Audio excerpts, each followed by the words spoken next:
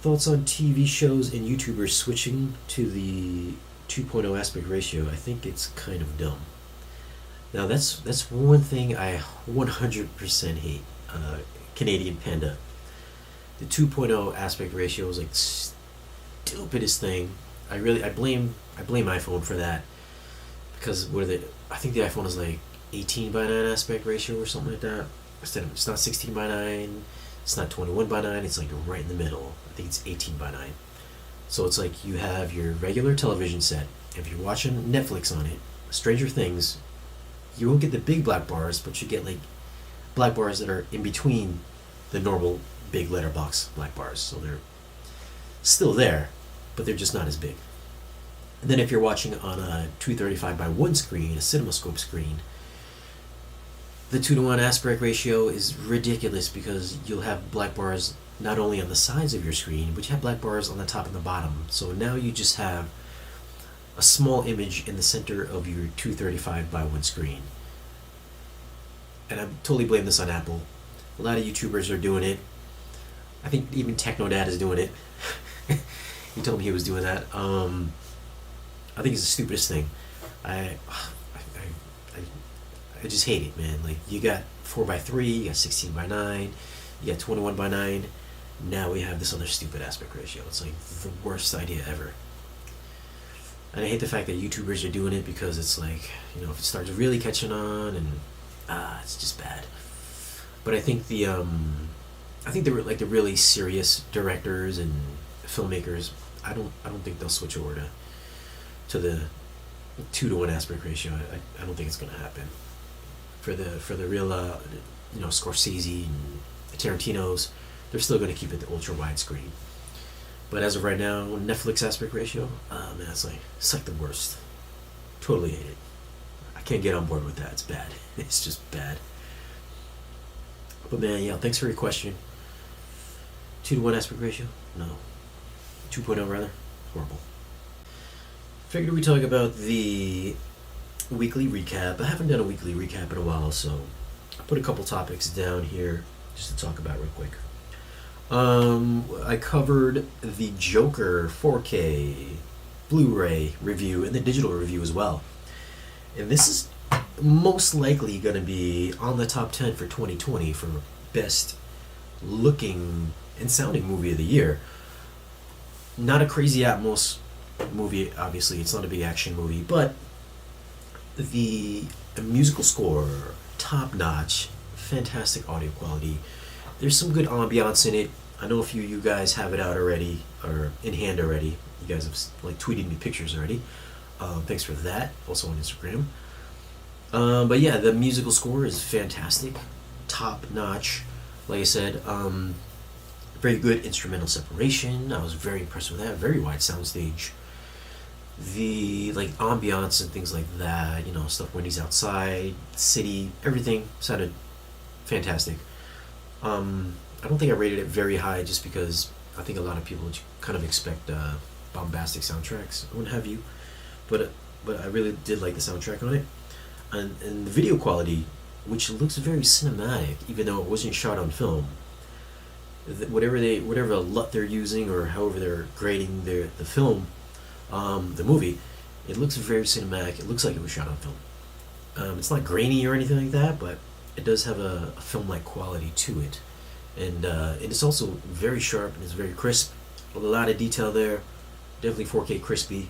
Not kind of like that sterile 4K crispy that you see like straight digitally shot movies like Rambo, but more of a cinematic, film-like 4K crispy. I'm almost certain that's going to be in the top 10 unless I don't know, Rise of Skywalker knocks it out for being 4K crispy, but I don't think that's going to happen. So definitely pick up the Joker on 4K Blu-ray. And whether or not, I think the director came out and was like, he's not really a reliable narrator, so there's a good possibility that he's not actually the Joker. But I mean, if it was already greenlit to have a Joker sequel, I would assume if Joaquin Phoenix is coming back, then maybe he really is the Joker.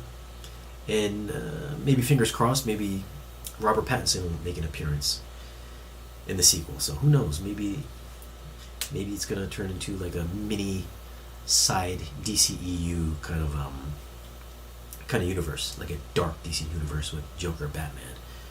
So we'll see. Who knows? I guess we're just gonna have to see how Pattinson does with Batman first.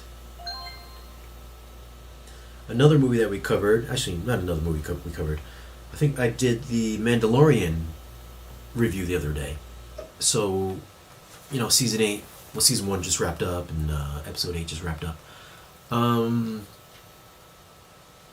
Overall, man, not the most impressive HDR, not the most impressive 4K.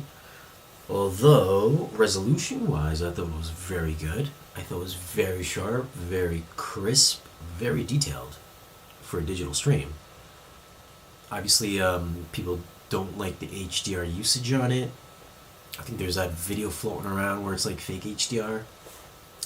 But still, at the same time, you're still going to get nice color gradations and all that good stuff. It's just not bright and punchy. Contrast level does kind of suck on it. That's the first thing that I noticed when I watched it. The colors just don't pop at all. It's very kind of dull looking. If I watch it on my OLED, it definitely looks better than it was on my 900F or the projector. So I did have to boost the contrast up. Something I don't normally do, but contrast enhancer definitely works. Dynamic contrast works. I threw it on the LG HU85 projector. I had to do the auto tone mapping and the dynamic contrast, and that 100% helped give the image a lot more pop. But usually, if you turn on those kind of artificial image enhancements, you do tend to kind of crush blacks or blow out whites. It might oversaturate colors. But since there wasn't a lot of blacks and there wasn't a lot of whites and there wasn't a lot of color to begin with, the artificial enhancements kind of worked wonders with it. So I guess your mileage may vary with that. So if you guys are kind of, disappointed in the image quality on the Mandalorian, I would say, do those couple of tweaks to your picture, and you might get something that you'll really like. Otherwise, if you just want to watch it as the director intended, to look kind of dull looking, then by all means do it. I mean, I think I watched all episodes like that, and then the last episode kind of hit, and I turned on all the image processing, and I thought it was really good looking after that. But yeah, man, Baby Yoda, come on, man. I got suckered into watching it. There's a couple episodes that weren't the greatest, but Baby Yoda kind of sucks you in there. What can I say? The little guy's cute. And then what happened? I think there's some backlash with Jason Sudeikis punching Baby Yoda when he's in the little knapsack. Spoiler alert, if you haven't watched the show, then Baby Yoda gets beat up a little bit. But I think he got some hate tweets and hate mail, stuff like that. And the first time I watched that, I was just like, dude, you're bruising Baby Yoda's head right now. You're punching him when he's in your little knapsack there. But man, episode 8 was my favorite episode. That's the episode that kind of felt the most like Star Wars with the action and everything like that. So I'm looking forward to checking out season 2 for sure. And I think it's definitely worth the $7. I know I got a lot of comments on the video that's kind of a waste, or a lot of folks didn't like the storyline or how it was going. But for me personally, I thought it was a fun show. Like I said, a couple of week episodes. I thought the episodes were too short. I really wish they were at least an hour long, maybe 45 minutes long or something like that. But all the episodes go really quick. There's just a couple like filler episodes, but most of the episodes really kept the story going. And I thoroughly enjoyed it. I think it's worth the $7. So, just my take on The Mandalorian. I am looking forward to seeing season 2. And one more thing that I'm just going to touch on, now that we're coming up on the end of 2019, that my favorite product that I have reviewed, I know I did like a favorite list the last time that I got on, but my favorite product that I've reviewed, that I actually haven't even dropped the video for yet, is going to have to be the NAD M10. NAD M10 is a digital streamer, and it's like a small little box. It's got a touch screen. I'm going to see if I can just get this on the screen for you. It's a digital streamer, very high quality. It's very expensive also. I think it's something like $2,800, like $2,799 or something like that. It might be a little bit more, or maybe a little bit less. But I've been using that for the past couple months. I was supposed to drop the review. Like a month ago, but I've been kind of on the fence about keeping it because it sounds really good.